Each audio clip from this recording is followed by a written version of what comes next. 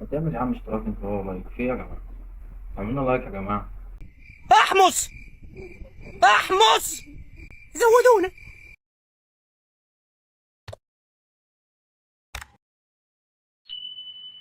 السلام عليكم ورحمه الله وبركاته. النهارده ان شاء الله هنتكلم عن الماده الرابعه من قانون كره القدم، وهي معدات اللعب. ماده بسيطه كده. طبعا مش هتفيد ناس كتير بالنسبه اللي بيتفرجوا على كوره، بالنسبه بس هي ممكن تفيد الحكام الجدد. تفيد الحكام، الزملاء. لو حاجه واقعه منهم ولا حاجه ان شاء الله مش هناخد مع بعض وقت يعني. زي ما انتم شايفين كده معدات اي لاعب ايه، الحاجات اللي ممكن يلبسها مسموح بيها. طبعا هي مكتوبة نصا في القانون، ونشوفها دلوقتي في القانون. يعني أول حاجة تيشيرت، تمام، اللي هو هتلاقيه في القميص، والشورت طبعا، وشراب، واللي هو في الساقين اللي هو بنقول عليه الشنكار، وجزمة. ده الطبيعي. الحاجات دي بتزيد أحيانا. في ناس بنشوفها لابسة قميص كده تحت ال- التيشيرتات.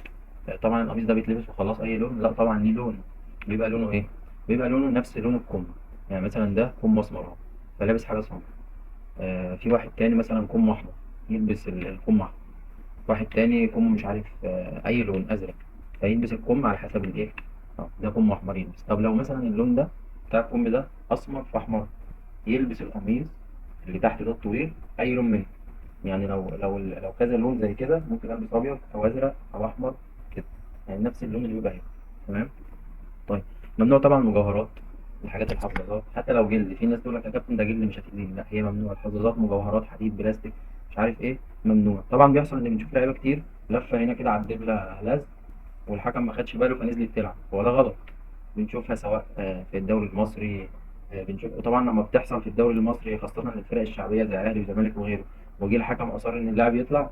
طبعا إحنا عشان انتباهنا شايف حكم وسايب فلان وبيجي على فلان، لا هو بيبقى شاف ده، ممكن ما خدش باله من التاني، ممكن التاني لف على حاجة، قلعها قدام الحكم ولبسها تاني، كل ده بيحصل على فكرة. فالحكم مش هيمشي في الملعب يبص على ده. طيب هنبص الحاجات دي، ممنوع يلبس الحظاظات دي، الحظاظات اللي هي الحديد البلاستيك اللي زي دي. في طبعا الحراس طبعا بيلبسوا، ممكن بنطلون، ممكن تيشيرت زي كده. طبعا الحراس لازم تكون بلون مختلف عن الحكام وعن الفريقين. تمام. طيب الحارس بيحق له ان هو يلبس جوانتي، وبيحق له ان هو الواقي الراس ده للاعبين او الحراس.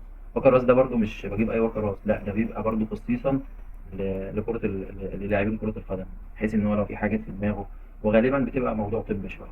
تمام. طب نروح نبص نصا كده سريعا. المعدات اللي قلنا عليها اهي، طبعا يشيل المظاهرات والحاجات دي ازالتها. مغادرة ميدان اللعب، لازم طبعا اللاعب يروح يطلع بره الملعب، يعدل معداته ويرجع تاني. وممكن لو هي حاجة هتتقلع وتترمي وهو في الملعب بيقلع ويترمي. تمام. طيب اهو قلنا قميص ذو أكمام أو نص كم، سروال اللي هو الشورت، جوارب اللي هي الشرابات، وواقي وحذاء. طيب، وطبعا الشارة لازم الكابتن يلبس شارة. ما ينفعش الكابتن يلعب من غير شارة، لازم شارة عليها حرف السي، عليها كلمة كابتن، عليها أي حاجة يعني بتقول إن ده الكابتن يعني. تمام. طيب الألوان، في نقطة طبعا خلع الحذاء، لأن بيحصل عليها مشاكل. لو واحد مثلا هو بيلعب الجزمة بتاعته اتخلعت وهو بيلعب بدون قصد، تمام، وما أثرتش في اللعب، واللاعب ده يعني مثلا مش باب اتشاط جت في وش واحد من اللي بيعمل، فخاف فمنعته من الوصول للكرة أو المنافسة على الكرة.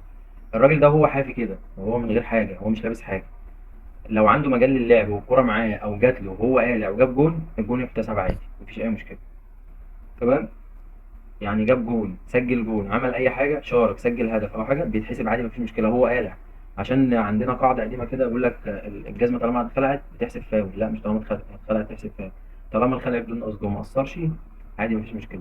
الالوان، طبعا احنا قلنا على الالوان اهو، يجب على الفريقين ابتداء الوان تميزهما عن بعضهما، يعني ده لابس ابيض ده لابس احمر كده.